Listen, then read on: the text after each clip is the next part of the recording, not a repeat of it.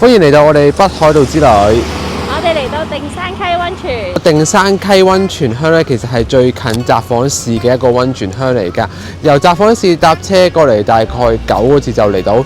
前往定山溪溫泉鄉嘅交通非常方便，由札幌市就有直達巴士河童啲拿號，60分鐘就嚟到定山溪。不過巴士就採用預約制，但因為我哋冇計劃好時間呢，所以就冇坐直達巴士。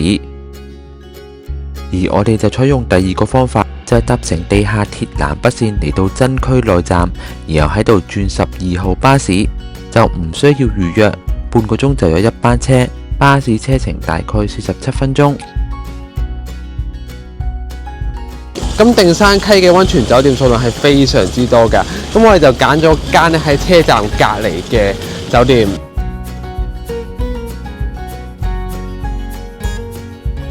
我哋住呢間叫做係啦摩米字嘅溫泉酒店，酒店門口就係定山溪湯之町嘅巴士站。我哋而家同大家嚟 room tour 啊，入到嚟咧就已經係呢一個嘅廁所啦。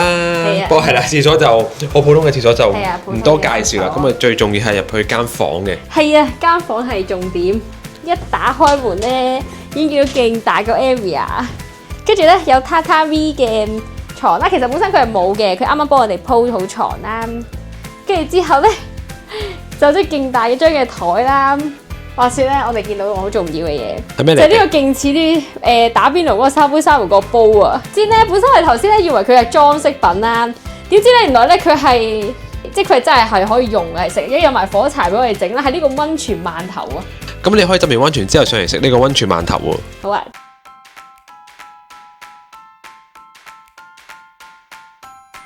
出邊嘅景色係咩嚟㗎？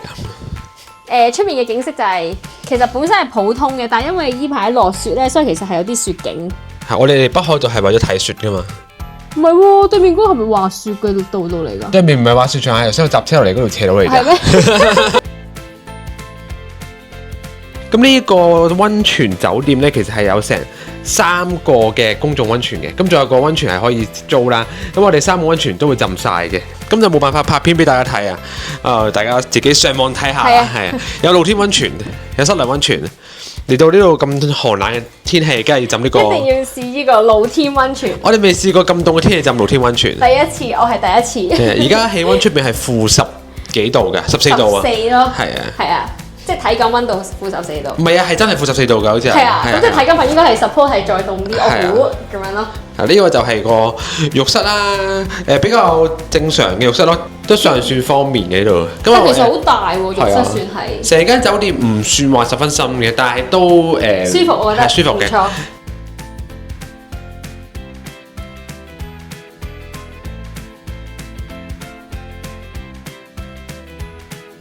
有好多款嘅房嘅，有啲洋房嘅。如果大家唔想住榻榻米咧，可以揀洋房。但係我係最中意榻榻米嘅。係，所以就揀咗呢個和房俾你。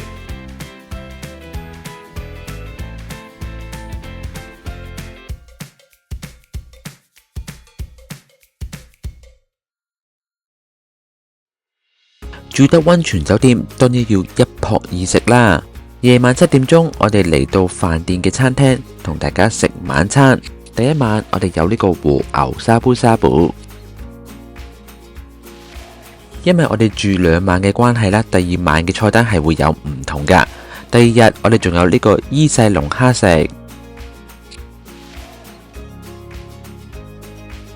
而早餐呢就唔係定食嘅，而係日式自助餐。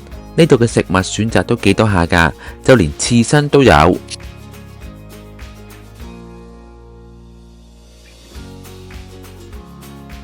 咁我哋第一站咧就會嚟到定山溪嘅怡見公園，就由我哋嘅酒店行過嚟對面，多5分鐘嘅路程就到噶。咁當然落雪嘅時候，可能行起上嚟會耐少少嘅。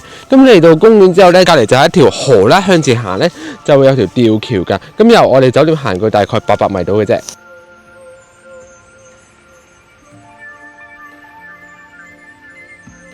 定山溪怡見公園其實只係一個好普通嘅公園，但係嚟到冬天落雪，呢度就係影雪嘅好地方。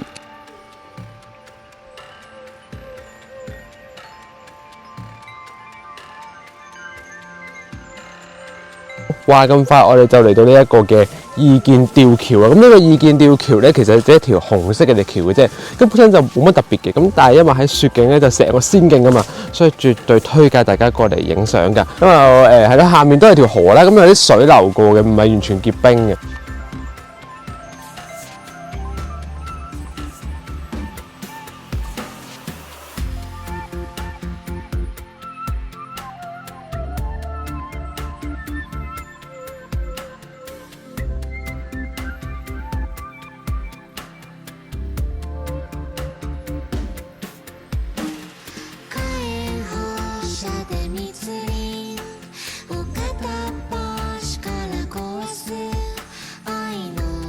我哋喺河邊嘅雪上面見到啲好巨型嘅腳印啊，可能呢啲就係熊嘅腳印，所以我哋都係盡快離開。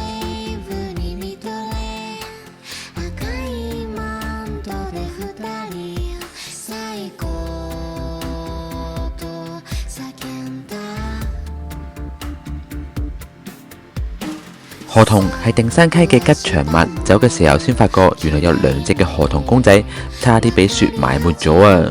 我以為呢個位有得開水喉。其實可能真係有，不過冬天可能熄咗啫。你會結咗冰噶嘛？點開啫？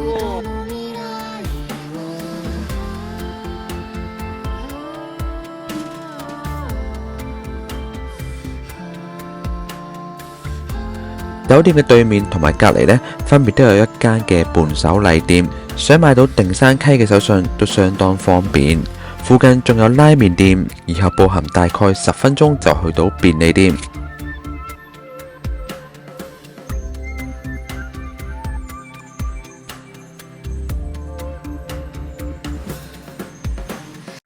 我哋喺定山溪呢，就係 stay 咗3日2夜嘅，所以呢一集相對比較短。之後我哋就出返札幌市中心，下一集就會同大家介紹札幌市附近嘅一啲景點，記得留意下一集啦。